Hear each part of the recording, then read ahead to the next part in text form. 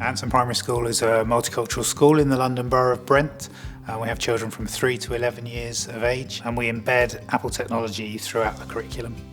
Academia support our vision and planning work to be able to embed iPad across the classrooms, but we also use them to be able to support us in terms of developing and training our teachers as well, and supporting the continued improvement of use of iPad. The vision of the school is all about happy, confident and creative children, and what iPad does is it gives us the tool to really make that happen. So we have a lot of filmmaking activities that go on, a lot of drawing, children really expressing themselves beyond the classroom. We have 41 languages at the school, and what iPad allows us to do is to support each of those languages. Using the translate features, for example, can provide us access to some of our Arabic speakers where we don't have Arabic speakers necessarily on staff. But we have staff that are using tools like Language Nut to be able to learn languages. So they're learning Spanish, or they're learning Arabic, or they're learning Russian, just to be able to support the children in the school. We have a lot of children who come into our classroom, particularly in reception, with EAL and very little language skills, and the iPad is a really good tool to help them, particularly in their phonics and their reading, to really enhance their language skills, and it's a really good way for them to have that independence but not so much pressure. The iPads are fantastic for creativity because there's no real limit to what you can do. The children are so excited to be able to complete learning away from paper and pencil sometimes. This week we're learning about sources of light, and instead of just writing a list of them, we can have them going around on a scavenger hunt and taking photos of them and making a collage, and it's much more exciting for the children, and they can talk about it much more easily, and it's less abstract as well because they've got it there visually.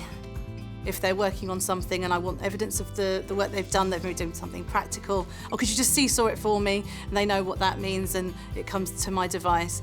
During the lockdown, we did a lot of work through the seesaw, and it really helped to connect the children for their classroom experience with their home experience, because they knew the tools, they were connected to their peers through seesaw, they were able to see each other's work, comment on each other's work. I was able to speak to the parents through the children that were in school in that remote period were also connected to those at home. Anson Radio broadcasts 24 hours a day, 7 days a week.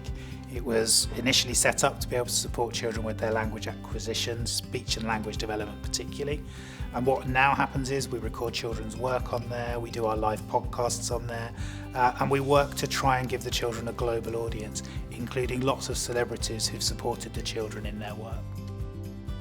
What's great about the iPad is it's so mobile, so the children can quickly take their iPads, they can come outside, they can zoom in, they can magnify their landscape, they can capture wider landscapes, we can then transform that into art projects, they can also recreate movies outside using our outside space, they can be creative in terms of their drama, and then we can bring all that inside, we can use iMovie to generate different projects from that, so there's so much you can do with an iPad that you wouldn't be able to do with other non-mobile devices. We use augmented reality to be able to put children inside history, or to be able to get them to explore science in ways that just weren't possible before. So we can have children really thinking about what does a dinosaur actually look like, and how does it move, and how do you compare that with a shark, for example, as well as putting children into the past, so they could be walking around a Roman villa but looking for the objects that don't quite fit with what they understand about that period of history. We were doing about the Roman villa and how you could learn different stuff by using it. And you can walk around and it's like you are actually living there. You do learn a lot when you're using the iPads because you have to code, which is something new that you can learn. For me, the best app on iPad is Keynote. When you take away the fact that yes, it's a great presentation tool, it's more than that. So we can build app prototypes in it, we can do presentations, but we can also record audio, we can animate, we can make films. There's so much to it than just the presentation tool. So for me, that would be the app of choice if we were preparing really exciting workflow in the classroom.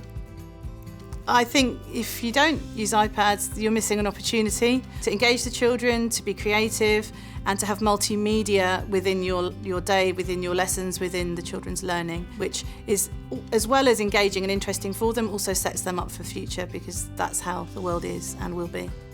At Anson Primary School, we're really trying to continue to embed what we've been building for the last 10 years since we took our first iPad into the school. We're encouraging the children to continue to be creative and to give them a global audience. And we want to be able to connect with other schools to continue to support them to embed technology in the same way that we have, so they can experience the success and the joy that it's brought to our children.